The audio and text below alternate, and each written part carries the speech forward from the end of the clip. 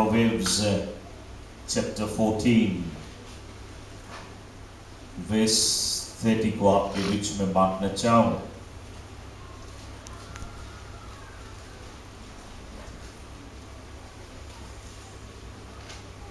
मेरा वचन के शीर्षक है जलन उल्टा हमें जलाती है। हालेलुया। जलन जो है ये उल्टा हमें ही जलाती है। Glory to God. Now Proverbs 14:30 Bible ये कहते हैं, A sound heart is life to the body. A sound heart is life to the body, but envy is rottenness to the bones. Glory to God. Now Bible इस जगह पे कहती है, a sound heart is life to the body. Now sound heart का मतलब है एक ऐसा दिल, एक ऐसा हृदय जिसका कंडीशन बहुत ही खूब हो, जो एक अच्छा कंडीशन में है। Praise the Lord. वो हृदय जिसका कंडीशन अच्छा है और शरीर को जीवन देता है। Glory to God. जिसका हृदय का कंडीशन अच्छा है वो शरीर को जीवन देता है। फिर बाइबल कहती है, but envy is rottenness to the bone. Now envy ये जलन का शुरुआत है। जेलसी अलग होता है, एनवी अलग होता है। एनवी जब होता है तो वो शुरुआत करता है जलन का। एनवी का मतलब है wanting something that belongs to somebody else. तुम कोई और चीजों की, किसी और की चीज की लालसा करे। हालेलुया। वहां से इस जलन का शुरुआत होता है। इसलिए बाइबल कहती है तुम दूसरों की चीजों की लालसा ना करें, बल्कि B content in what you have. तुम उसमें खुश हो जो तुम्हारे पास है। हालेलुया। तुम्हारे पास घर द्वार नहीं है, पेड़ के नीचे रहता है, तुम उसमें संतुष्ट हो। प्रभु का धन्यवाद कर, प्रभु तुम्हें ऊंचे स्थान में ले जाए। लेकिन दूसरे के धन दौलत की लालसा ना कर। किसी के पास यदि $1 मिलियन हो तो हम सोचे, हाय हमारे पास ये मिलियन होता, मैं ये कर देता, वो कर देता, ये कर लेता। हम लालसा करते हैं उसके विषय में। वो जलन का शुरुआत है। किसी के पास बड़ा बिल्डिंग हो, हमारे पास टूटा फूटा झोपड़ी हो, तो हम उसकी बिल्डिंग की लालसा करते हैं। हालेलुया। हम लालसा ना करें, दूसरे की चीज की लालसा ना करें। किसी के पास नया पराठो हो, हम पुराना खुड़कुड़िया लेके चले, हालेलुया, तो हम उनकी लालसा ना करें, कब हमारे पास ये हो जाए। हालेलुया। हम दूसरे की चीजों को देख के उनकी लालसा ना करें, क्योंकि वहीं से जलन का शुरुआत होती है। किसी को हम बहुत खूबसूरत देखे और बोले वो हम बदसूरत है, कब उसकी रकम बन जाए, काहे वैसे है। हालेलुया। फिर तुम्हें मालूम नहीं तुम परमेश्वर के स्वरूप में रचे गए हैं। हालेलुया। हम दूसरे की खूबसूरती की लालसा ना करें। एक सिस्टर दाम वाला ड्रेस पहन के आए, बोले $200 के, तो हम उसकी जलन करें, कहीं में मौका मिले रेजर ले, कोई बोल काट डाले इसे। हालेलुया। क्यों इतना दाम के पहन दिया? हम जलन करते हैं। जलन से शुरुआत होता है उसका। एनवी है वो शुरुआत होती है। हालेलुया। कोई व्यापार कर रहा है, उसके ढेर ऑर्डर आ रहा है, तो हम जलन कर दिखाए उसका इतना ढेर ऑर्डर आता है, काहे हमारा ऑर्डर नहीं आया है। हालेलुया। तो हम जलन करते। कोई अच्छा गेम खेल रहा है, मार गोल पिलाता जा रहा है, तो हम जलन कर, काहे वो गोल पिलाया, हम नहीं गोल पिलाए। हालेलुया। ये शुरुआत है। Praise the Lord. एनवी है ना। जब एनवी आती है तब हम फिर जलन करने लगते हैं। या जब एनवी आती है, हम जब दूसरे की चीज की लालसा करते हैं, तो हम कहते हैं ये मिलेनिया हो गया, हम भी मिलेनिया हो जाएंगे, तो हम उसके कोशिश करते हैं। इसके पास नया गाड़ी, हम भी एक नया गाड़ी ले लें। औकात नहीं और हम ले ले, औकात नहीं हम ले ले, तो क्या होती है, एक रोज पकड़ा जाता है। Glory to God. तो हम लालसा करते हैं कि कब हम इससे ऊपर चला जाए, और जब हम नहीं पहुंच पाते हैं तब हम उसकी जड़ काटने का उपाय करते हैं। अब हम इसे गिरा दे, हम अपने लेवल पे ले आए। Praise the Lord. तो जलन क्या करती है? जलन जड़ काटने की कदम लेती है। लेकिन बाइबल हमें कहती है जब हम जलन करते हैं तो जलन करने वालों की हड्डियां भी जल जाएगी। Glory to God. और जब एनवी करते हैं उनकी हड्डियां सड़ जाएगी, बाइबल कहती है। तो हम देखते हैं कि जेलसी जो है वो बैकफायर करती है। यदि हम किसी को जलन करें वो हमारे ऊपर आएगी, इसलिए हम किसी का जलन ना करें। हम कैसे उसको ओवरकम करें? जब हम देखें एक भाई को बढ़ रहा है, उन्नति कर रहा है, बढ़ंती कर रहा है, हम उसके लिए दुआ करें, परमेश्वर उसको और आगे बढ़ा दे, उसको और आगे बढ़ा दे ताकि वो परमेश्वर के राज के काम को सपोर्ट कर सके। Praise the Lord. परमेश्वर के राज के काम में हाथ बटा सके, गॉड के किंगडम बढ़ाई जाए। तो हम क्या करते हैं? हम उसके लिए प्रार्थना करते हैं कि वो और बढ़े, और हम साथ साथ में गॉड के किंगडम को बढ़ाने के लिए दुआ करता है। बाइबल कहती तुम एक दूसरे के लिए दुआ करें ताकि तुम भले और चंगे हो जाए। हम और तुम उस दूसरे के लिए दुआ करेगा, परमेश्वर के किंगडम के लिए दुआ करेगा, इस भाई के लिए दुआ करेगा। बाइबल कहती प्रभु हमें और तुम्हें ऊंचा उठाएगा। Praise the Lord. इसलिए हम जलन न करें। यदि हम चाहते हैं हम ऊंचा उठे, हम उनके लिए जो ऊंचा उठ रहा है उनके लिए आशीष की दुआ मांगे। Praise the Lord. जब उसके लिए आशीष की दुआ मांगेगा तो हम दूसरे बगल उसके जड़ काटने का उपाय नहीं खोजेंगे। हालेलुया। तो मैं आज आपको उत्साहित करना चाहूंगा चर्च, जलन बहुत खतरनाक है। जलन बहुत ही खतरनाक है। बाइबल कहती है jealousy is the sin of murder। यदि तुम किसी के देख के जलता है, ओल्ड टेस्टामेंट में बाइबल ऐसा कहता है तुम किसी का हत्या ना कर रहे। यदि तुम हत्या कर दिया, तुम पाप कर दिया, तुम कमांडमेंट्स ब्रेक कर दिया और तुम मुक्ति खो दिया, ओल्ड टेस्टामेंट में। लेकिन न्यू टेस्टामेंट में बाइबल कहती है यदि तुम किसी को जलन किया, तुम मर्डर नहीं किया, तुम जलन किया, तुम हत्या कर दिया। Hallelujah. Hatred towards your brother is a sin of murder। वो हत्या का पाप है। और बाइबल फिर हमें कहती है कोई हत्यारा परमेश्वर के राज में नहीं जाएगा। यदि तुम मर्डर है तुम परमेश्वर के राज में नहीं जाएगा।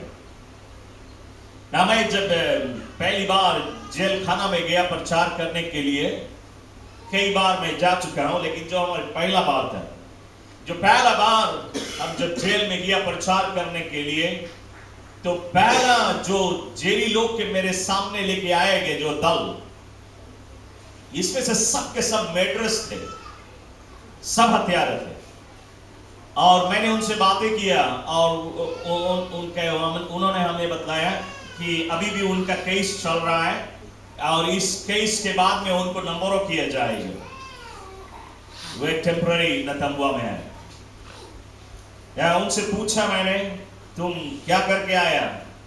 कहता है भाई हम चार के काट के आए हैं। दूसरा कहता है हम 5 मिल के एक कैरियर ड्राइवर को नेंडी में कोई बीच के किनारे उनको हत्या किया है, 5 मिल के। और भी वहां है, सब हत्यारा है, सब मर्डरर्स को वहां पे हमारे आगे पेश किए गए हैं। और मैंने उनके बीच में गॉस्पेल प्रचार किया। उसमें से सब ने यीशु को अपनाया, सिर्फ एक को छोड़ के। हालेलुया। और मैंने आपको ये बतला चुका है, ये जो एक आदमी जिसने यीशु को नहीं अपनाया था, उसने यीशु का विरोध किया था वहां से। लगभग 20 साल बाद ये आदमी हमें नेंडी में मिला और वो जेल से निकल के आया और वो हमसे कहता है पास्टर क्या तुम्हें चीना? हम बोला नहीं चीना। कौन है तुम? बोले हम प्रिजन में रहा जब तुम्हारा प्रचार करे। बोला हम वही है जो यीशु मसीह का विरोध किया है, बाकी सब अपना ही सब। लेकिन हमें बोले जनता तुम, अभी हम नेंडी में एक चर्च में असिस्टेंट पास्टर है। Praise the Lord. हालेलुया। उसने कहा उस दिन तुम बीज बोया, लेकिन ये बीज कुछ समय लगा फलते। Praise the Lord. ना मैं आपको ये कहानी इसलिए बता रहा था, हम जब जेल में जाते हैं, हत्यारा लोग को देखते हैं, मेड्रा लोग को देखते हैं, तो हम कहते हैं मेड्रा है। लेकिन क्या मालूम है आज चर्च में बहुत सारे मेड्रा बैठे हैं। कितना पुरुष है कितना स्त्री भी मेड्रा लोग हैं यहाँ पे। अधिकतर की स्त्रियों में पाई जाती है। हालेलुया। जोर से हंसी से प्रेज द लॉर्ड। बहुत जल्दी से जलन आती है। यदि आपने किसी के ऊपर छुरी नहीं चलाया है लेकिन आपके दिल में जलन पैदा हुआ किसी के प्रति, आप हत्यारा है। और बाइबल कहती है हत्यारा लोग परमेश्वर के राज में नहीं जाएंगे। हालेलुया। आज से जलन करना बंद कर दे, क्योंकि जलन हमारे ऊपर उल्टा ही वार करती है।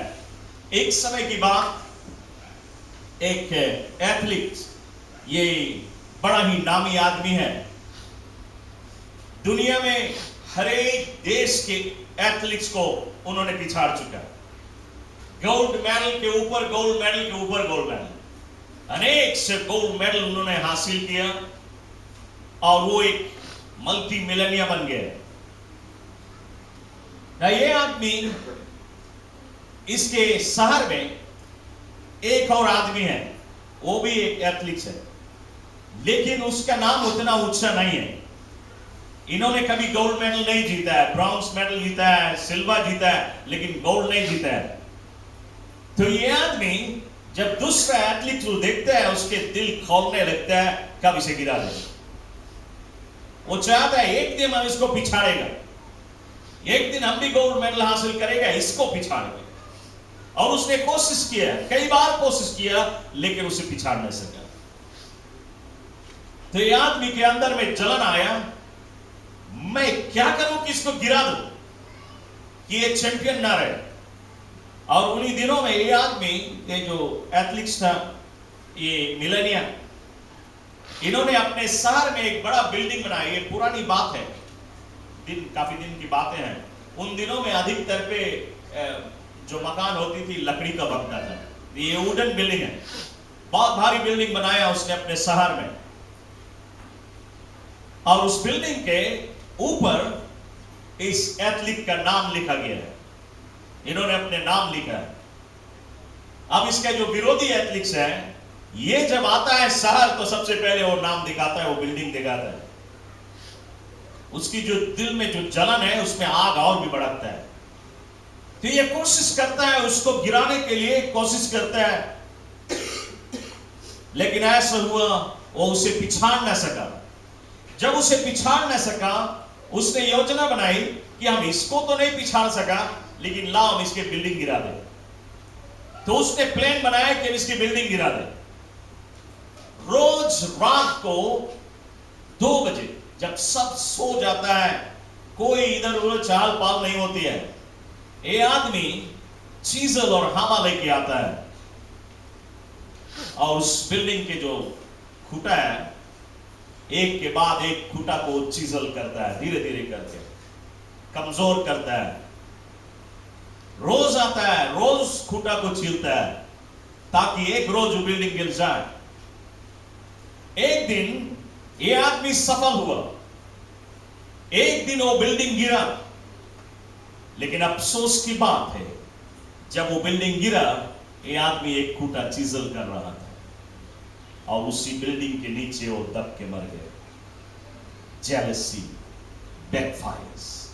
चर्च, इस आदमी देख ना सका अपने विरोधी को और जलन उसको मौत के घाट डाल दिया। हालेलुया। चर्च, वो आदमी जिसका बिल्डिंग गिरा, उसको कोई हानि नहीं हुई। उसका बिल्डिंग गिरा और इंश्योर्ड था, इंश्योरेंस कंपनी ने उसके लिए दूसरा बिल्डिंग बना दिया, उसे कोई हानि नहीं हुई। लेकिन हानि किसका हुआ? वो जो जलन कर रहा। चर्च, इसलिए हम और तुम किसी को जलन ना करें। यदि हम किसी को जलन करेगा, हम स्वयं जल जाएगा, हम स्वयं बर्बाद हो जाएगा। इसलिए मैं आपको उत्साहित करना चाहूंगा, कलीसिया, हम किसी को भी देख के जला नहीं, बल्कि किसी को बढ़ते हुए देखें, हम उनके लिए और भी दुआ करें कि प्रभु उन्हें और भी ऊंचे उठाए, उन्हें और भी आशीष दे। यदि हम जेनेसिस के पुस्तक में चैप्टर 4 में देखें, बाइबल हमें यहाँ पे कहानी बतलाती है कैन और एबल के विषय में। कैन और एबल ये 2 भाई है। धर्मशास्त्र में कहते हैं कि ये दोनों फार्मर है, किसान है। एबल भेड़ा और बकरियों को पालता है, वो भेड़ा का फार्मिंग करता है। उसका भाई केन वो खेत में साग सब्जियां बोता है। ना वचन हम कहती है कि एबल के पास 10 भेड़ा है और उस 10 में से उसको मालूम है एक परमेश्वर का है, वो 10th निकालना जानता है। तो क्या करता है, उस 10 में से एक भेड़ा को चुनता है और सबसे मोटा, सबसे ताजा, हंस-फुस भेड़ा को चूज करता है। कमजोर लाके देख के नहीं, सबसे बेस्ट भेड़ा को चुनता है, जिसमें एक भी दाग ना हो, बहुत ही खूबसूरत हो और बलवान हो, तगड़ा हो। ऐसा भेड़ा को लेके आके और परमेश्वर के भवन में देता है। ये हमारा 1/10। लेकिन उसके अलावा एक आध दुई और लेके आके देता है, ये हमारा ऑफरिंग है। Praise the Lord. 1/10 के ऊपर ऑफरिंग भी लेके आके देता है। परमेश्वर ने उसको देखा और ये जो केन है, उसका जो दूसरा भाई, ये भी टाइप निकालता है। ये जब 10 बंडल के बीच बांधता है, 10 में से खोजता है कौन सबसे छोटा है, कौन थोड़ा मुरझान है, किसमें किरुआ लगा है। जो सबसे बेकार बंडल है उसको चुनता है, क्योंकि 10th बाइबल की थी 1/10, एक 10वां भाग तुम्हारा जो है वो परमेश्वर का है। तो उसको मालूम 10 बंडल है, एक बंडल परमेश्वर का है। तो उसमें से चूज करता है जो सुखाई है, जो कोड़ी है, जिसमें दाग है, जिसमें किरुआ लगा है, उस बंडल को ले जाके वो परमेश्वर के भवन में देता है। परमेश्वर तुम्हारा। और बाइबल कहती परमेश्वर उससे प्रसन्न नहीं है। तो परमेश्वर एबल को आशीष देता है, केन को आशीष नहीं देता है। केन 3 महीना बाद आया, देखे कुछ थे एबल के पास कितना भेड़ा है। 3 महीना बाद आया और वो चकित हो गया कि अब 3 महीना पहले आया, इसके पास 10 भेड़ा था, लेकिन अब इसके पास 100 भेड़ा है। इसमें घबराहट आई, 3 महीना में इतना भारी उन्नति कैसे इसको। उसके अंदर में एबल के प्रति जलन पैदा हुआ और उसने कहा हम और मेहनत करेगा, और मेहनत करेगा, ढेर सारा उपज उगाएगा कि हम अपन भाई को बीट कर सके। और उसने मेहनत किया, कड़ी मेहनत किया, लेकिन उसके मेहनत पे प्रभु ने आशीष नहीं दिया, क्योंकि परमेश्वर के साथ में उसके पास कवनेंट नहीं है। वो कितना भी मेहनत करता है, साग सब्जियां कुछ अच्छी तरह से नहीं होती है। दूसरे 3 महीना बाद केन आया एबल के खेत को देखने के लिए और वो चकित हुआ देख के कि उसके खेत में 100 भेड़ा नहीं है, बल्कि 1000 भेड़ा हो चुके हैं।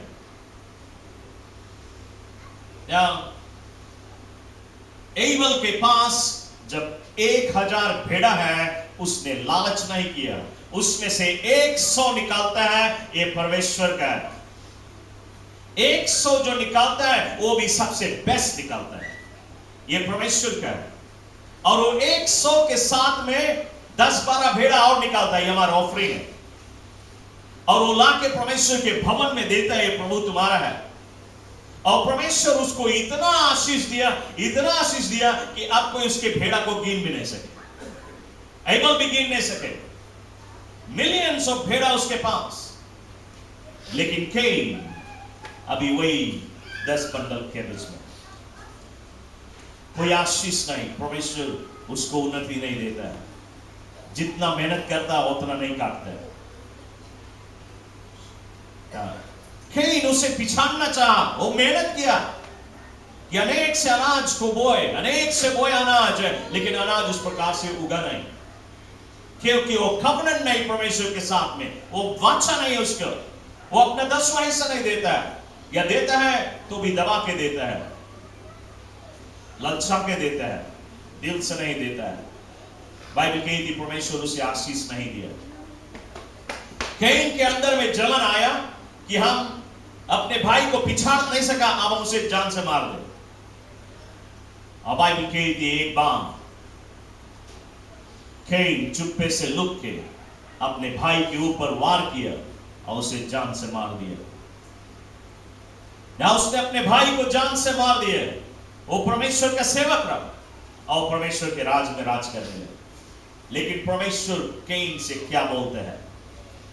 यदि आप जेनेसिस की पुस्तक चैप्टर 4 वर्स 11 में देखें, परमेश्वर आया कैन के पास और परमेश्वर कैन से कहते हैं, कैन इसलिए जलन के कारण तूने अपने भाई का हत्या किया है। परमेश्वर की जुबान के शब्द है, प्रभु कहता है can say, case is upon you, तुम्हारे ऊपर आज से श्राप आ चुका है, तुम श्रापित हो। और श्राप में क्या शामिल है? उसके श्राप में परमेश्वर ने कहा, वर्स 12 में कहते हैं, ground will no longer yield its crop, अब ये भूमि तुम्हें उपज नहीं देगी।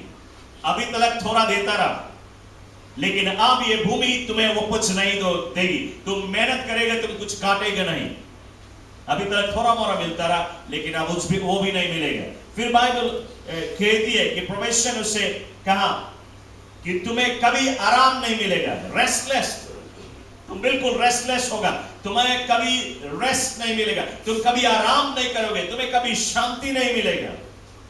और फिर बाइबल कहती है, तीसरी चीज परमेश्वर ने कहा, तुम इधर से उधर जिंदगी भर भटकोगे। Praise the Lord. क्या फायदा हुआ कैन को अपने भाई को मार के? क्या फायदा हुआ? जिंदगी भर भटके, शराब है उसके ऊपर और आराम बिल्कुल नहीं उसके जीवन में। क्या फायदा? जलन उसके जीवन में ये मोड़ लेके आया। और ये सिर्फ कैन नहीं, कैन के बच्चों के ऊपर ये शराब। चर्च में आपको बताना चाहूंगा, हम और तुम यदि किसी को जलन करें, जलन हमें ही बर्बादी की ओर ले जाएगी, जलन हमें ही जलाएगी। इसलिए हम किसी को जलन ना करें। यदि जलन कभी भी आए किसी के प्रति, हम उनके लिए दुआ करें, प्रभु की आशीष मांगे, ताकि वो भी उन्नति करे, तुम भी उन्नति करो। तुम्हारी प्रार्थना ही तुम्हें उन्नति के लिए और ले जाएगी। जिसके तुम जलन करता उसके लिए आशीष मांगे, वो आशीष तुम्हारे ऊपर आएगी। तुम उसके लिए ब्लेसिंग मांगे, परमेश्वर उसको और ऊंचा उठाए, परमेश्वर तुम्हें ब्लेस करे। हालेलुया। क्योंकि याकूब के पुस्तक में उसने वादा किया, तुम एक दूसरे के लिए दुआ करो। वो कहता है, यदि तुम बीमार हो, तुम दूसरा बीमारियों के लिए प्रार्थना करो ताकि तुम चंगा हो जाओ ना। यही वे सभी चीज में अप्लाई होता है। तुम्हारे अंदर में किसी के प्रति जलन आती है, तुम उसके लिए आशीष मांगे, उसकी उन्नति और बढ़ंती के लिए दुआ करें, ताकि तुम उन्नति और बढ़ंती कर सको। Glory to God. ना बाइबल हमें एस्टर की पुस्तक में चैप्टर 5, चैप्टर 6 और चैप्टर 7 में हमें एक कहानी बतलाती है हेमन और मोर्देखाई के विषय में। ना मोर्देखाई परमेश्वर का सेवक है, यहूदी है और यहूदियों का अगुआ है। ना उन्हीं दिनों में हेमन ये यहूदी नहीं है, ये परमेश्वर का विरोधी है। और उन दिनों में यह आदमी हेमन अपने देश का जो राजा है, सिर्फ उस राजा के नीचे उसका एडवाइजर है, सेकंड इन कमांड। उसका जो पदवी है सिर्फ राजा ही से नीचे, और बाकी सभी आदमी के पदवी से ऊपर उसका पदवी है। हेमन, इसको लोग बड़ा आदर करते हैं, इसका लोग बड़ा सम्मान करते हैं, बड़ा इज्जत करते हैं। ये जब रास्ते में चलता लोग इसे सलूट करते हैं, इसके आगे लोग अपना सर झुकाते हैं। जैसे राजा का लोग आदर करें, वैसे हेमन को भी लोग आदर करते हैं। लेकिन मोर्देखाई जो परमेश्वर के सेवक है, हेमन जब भी उसके सामने पड़ता है, मोर्देखाई कभी उसके आगे झुकता नहीं। मोर्देखाई उसको कभी सलूट नहीं करता है, कभी अपना सर नहीं झुकाता है। क्यों? इसलिए क्योंकि बाइबल बतलाती है, तुम परमेश्वर को छोड़ के किसी मनुष्य के आगे कभी ना झुके।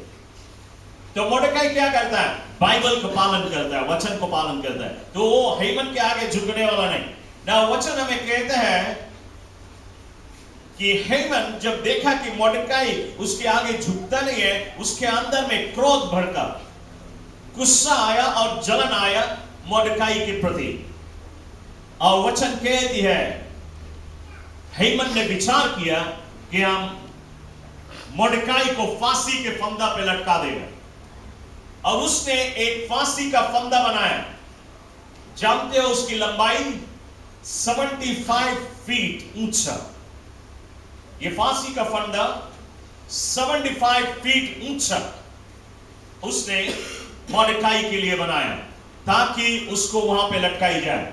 और उसको मालूम है कि वो तो राजा का एडवाइजर है, राजा के साथ में बैठता है, राजा के बिल्कुल राज गद्दी के बगल में बैठता है, हर एक चीज में राजा को एडवाइस देता है, राजा के साथ में भोजन करता है और राजा कभी उसके बात को टालेगा नहीं।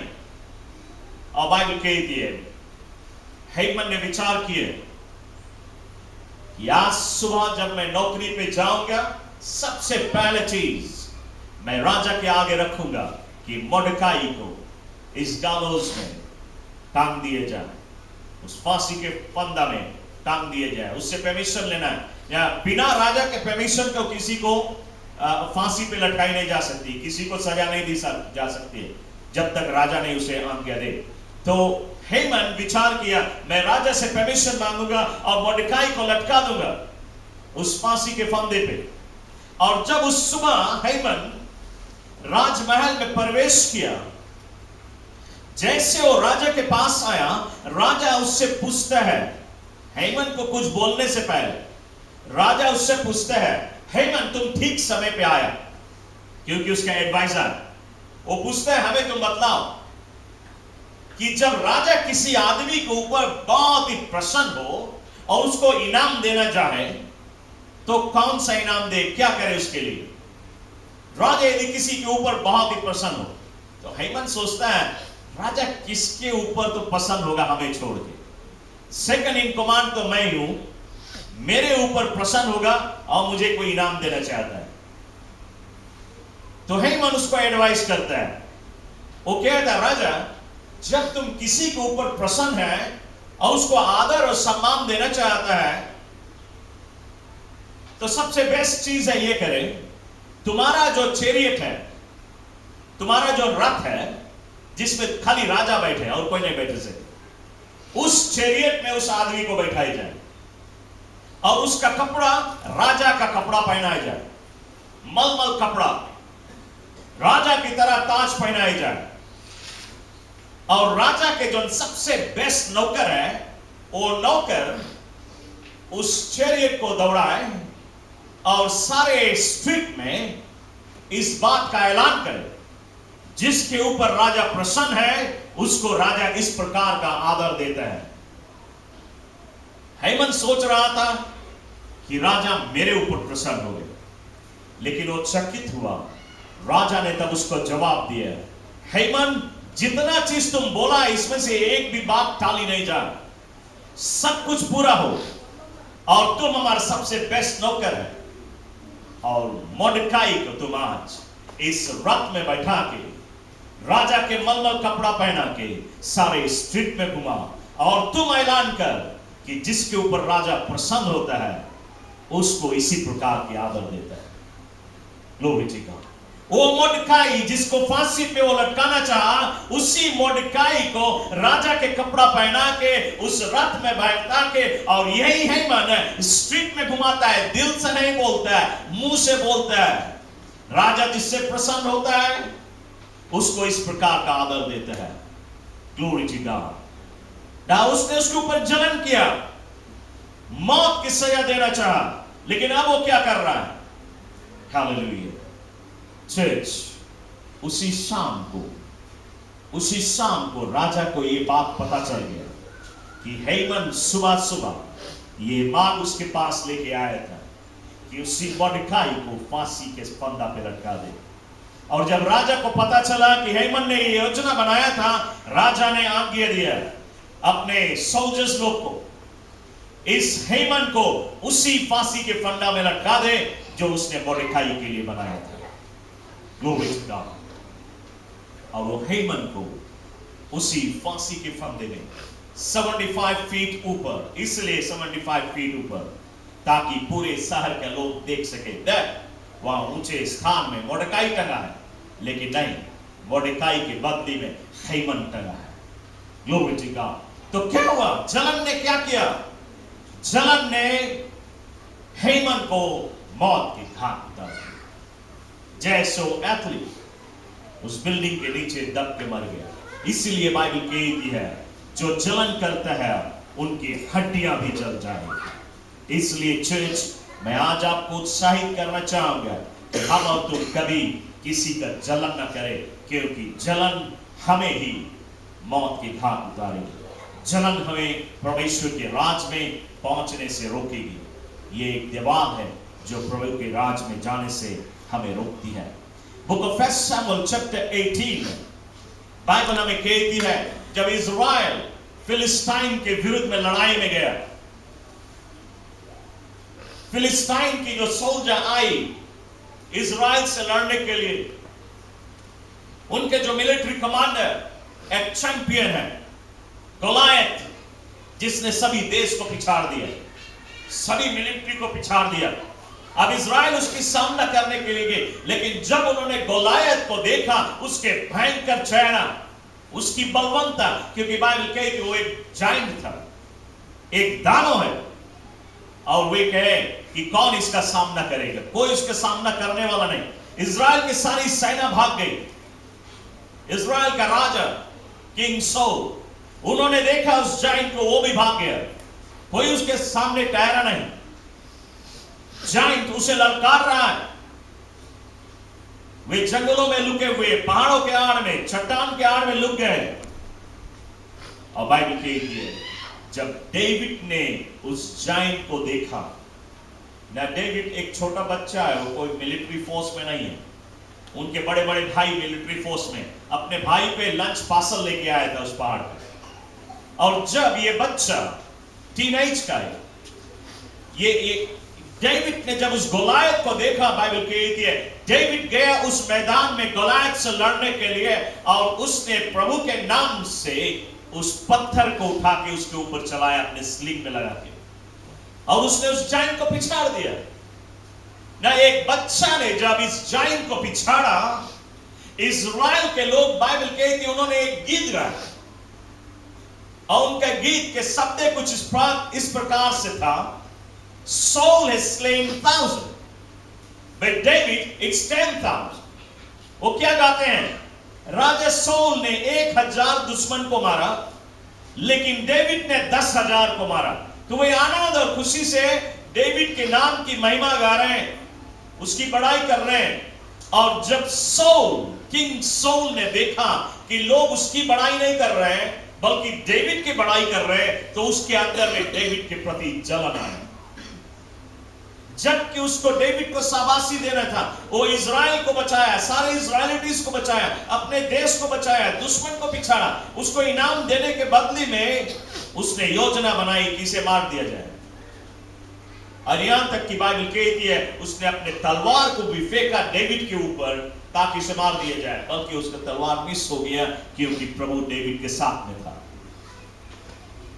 ना यदि हम इस कहानी को पढ़ें, जब किंग सौल के अंदर में डेविड के प्रति जलन आया, उसको मारने के लिए उसने कोशिश किया, एक बार नहीं बल्कि कई बार उसने डेविड के ऊपर वार करने के लिए कदम लिया, बल्कि हर बार वो असफल हुआ।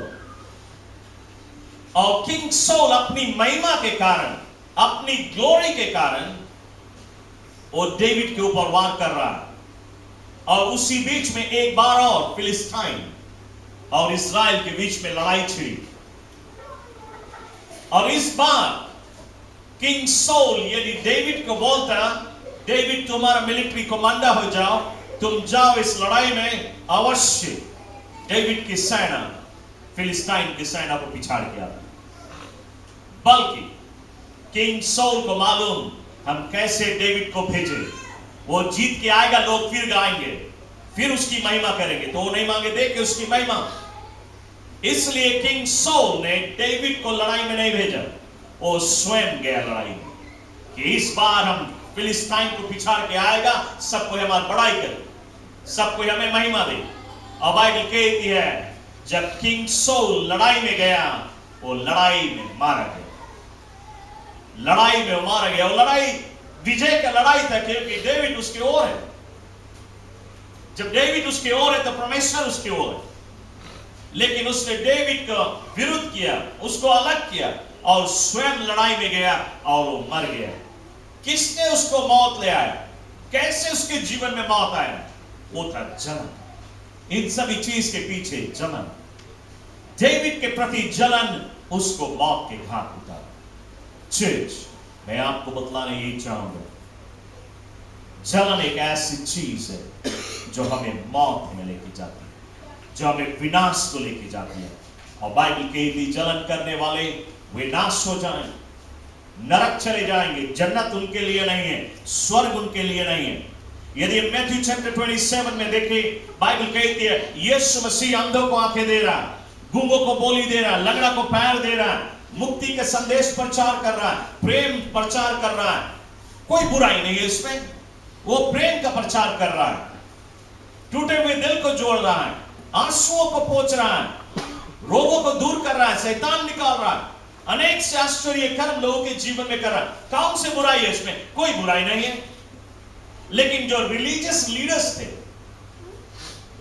याजक लोग, फरीसी लोग, इन्होंने यीशु को जलन किया।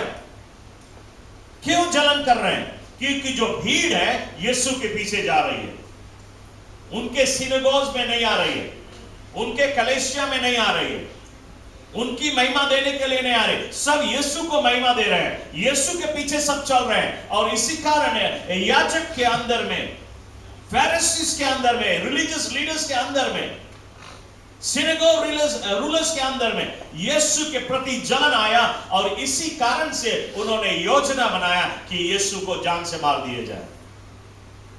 तो जेलसी किसी और को मारने के लिए कदम लेती है, लेकिन खुद मर जाती है।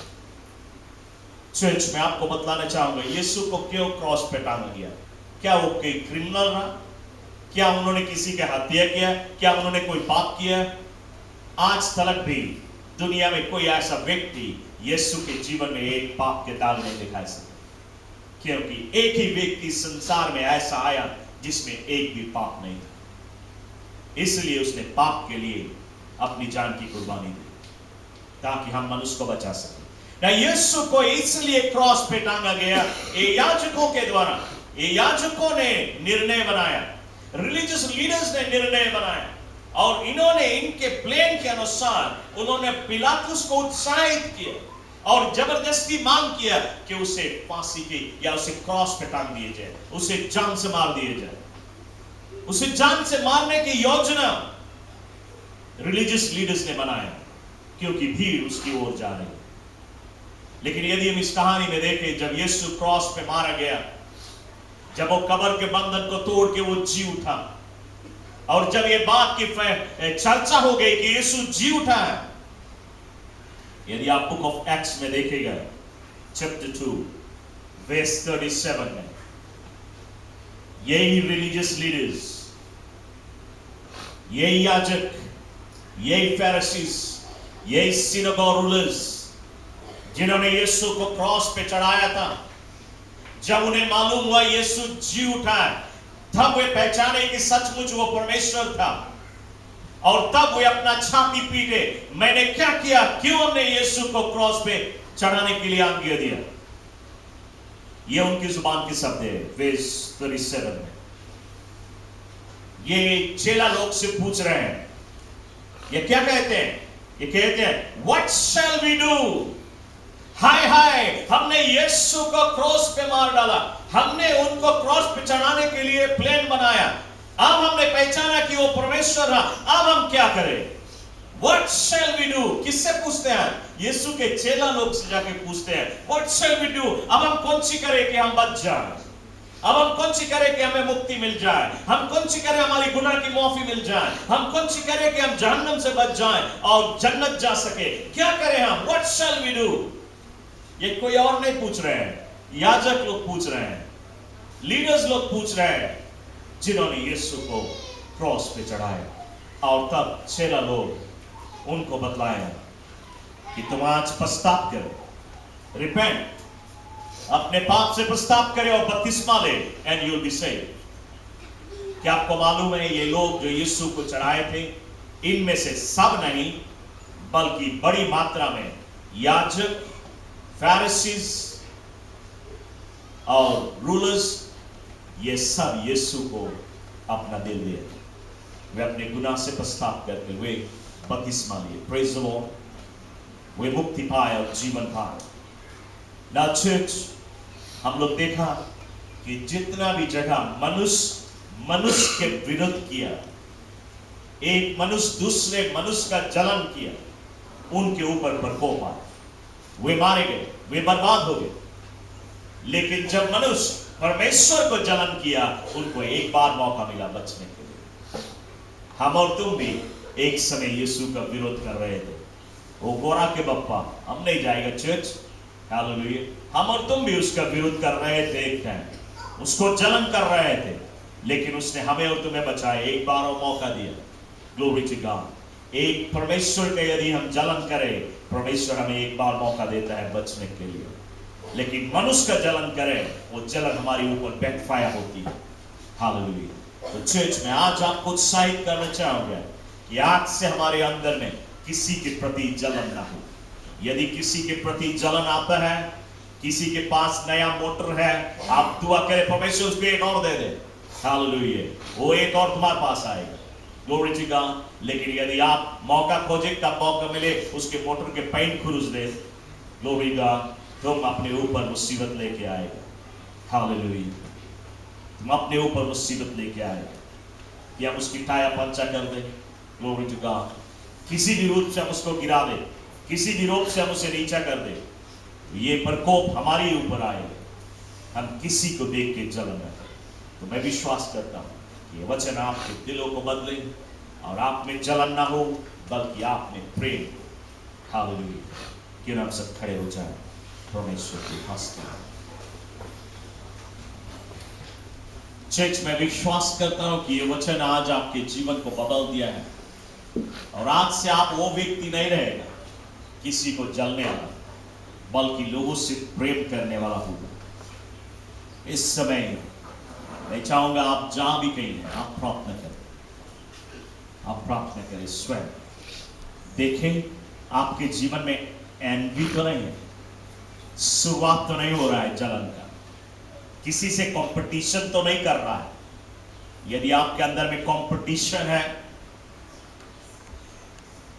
कि ये हमसे जुल्म पड़े, हम इसको पिछाड़ देगा, कंपटीशन, वहां से जलन का शुरुआत होगा। हालेलुया। पिछाड़ने के, आप पढ़े, अच्छा पढ़े, खूब पढ़े, मेहनत करें, लेकिन उसको ना जले जो तुमसे आगे। किसी के प्रति, किसी के नया गाड़ी देख के, किसी के बड़ा बिल्डिंग देख के, किसी को बड़ा बड़ा ओढ़ा आते हुए देखते हुए, किसी को खूबसूरत देख के, किसी के नया ड्रेस देख के शुरुआत तो नहीं हो रहा है आपके अंदर में कि इसके पास 200 का, हम 300 के खरीदेगा, थोड़ा और पैसा बटोर ले। हालेलुया। ये शुरुआत है एनवी। एनवी एक स्पिरिट जो जलन का साथी है। और यदि आप देखें आपके जीवन में एनवी है, इस समय आप प्रभु के आगे बोल दें कि प्रभु मेरे अंदर में किसी के प्रति जलन पैदा हो रहा है और मैं आज इस गुनाह से पछताता हूं। यदि आपके अंदर में किसी के प्रति किसी भी प्रकार का जलन है, आज तक जलन करता है, आज अपने जुबान से कह दे, जलन की आत्मा, मैं तुझे नहीं चाहता, मेरे जीवन को छोड़ दे और चली जा। एनवी की आत्मा, मैं तुझे नहीं चाहता, मैं तुझे अपने जीवन से ठुकरा देता हूं, मेरे जीवन को छोड़ दे और चली जाए इस सूखी भूमि। प्रभु आज तू मुझे अपनी प्रेम की आत्मा दे, ताकि हम एक दूसरे से प्रेम कर सकें। हालेलुया। Thank you master. ऐ स्वर्गीय शक्ति महान मेरे अब्बा पिता परमेश्वर, हमारे बाप, हम आज सुबह एक बार फिर प्रभु तेरे चरणों में आए हैं। यीशु ख्रिस्त के नाम से मैं तुझे आज धन्यवाद देता हूं प्रभु, तूने मुझे जो वचन दिया, मैंने ये वचन तेरे बच्चों के बीच में बांट दिया। मेरी दुआ है प्रभु, ये वचन आज हर एक हृदय में बस जाए, और आज जैसे तेरे बच्चों ने अपनी गलतियों का एहसास किए है, उन्होंने माना है, उनके अंदर में एक दूसरे के प्रति जलन आई है, एक दूसरे के प्रति एनवी आई है। जलन का शुरुआत है या जलन पैदा हो चुका है, इन्होंने आज इन जलन से पश्चाताप किया। धन्यवाद देता हूं प्रभु कि तूने इन्हें माफी दे दी है, अपने लहू से इन्हें धो के साफ कर दिया है। तेरा शुक्रिया हो। लेकिन मेरे बाप, मैं तुझसे इस समय मांग रहा हूं, इस कलेश के लिए हर एक मेम्बरान के जीवन में इस समय प्रभु तो अपनी प्रेम की आत्मा उंडेल दे, अपनी धीरज की आत्मा उंडेल दे, अपनी संयम की आत्मा उंडेल दे, अपनी नरमता और दीनता की आत्मा को उंडेल दे।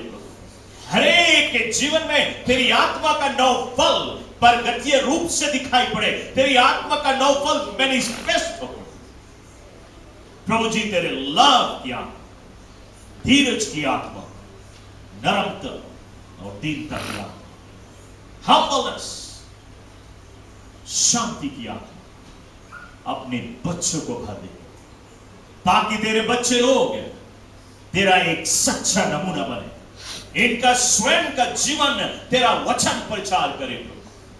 लोग जब इन्हें देखे, इन्हें नहीं देखे, बल्कि तू इनके जीवन में दिखाई पड़े, ऐसे रूप से तेरी प्रेम इनमें दिखाई पड़े, ऐसे रूप से आत्मा का फल इनमें दिखाई पड़े, ताकि प्रभु ये अपने जीवन में उन्नति से उन्नति और बढ़ंती से बढ़ंती, आशीष से आशीष को प्राप्त करे। धन्यवाद देते हुए प्रभु, मैं कलीसिया में हर एक के जीवन को तेरे पवित्र हाथों में अर्पण करता हूं, और ये दुआ हम यीशु ख्रिस्त के नाम से तुझसे मांगते हैं। Amen and amen and amen. Hallelujah. Church हम सब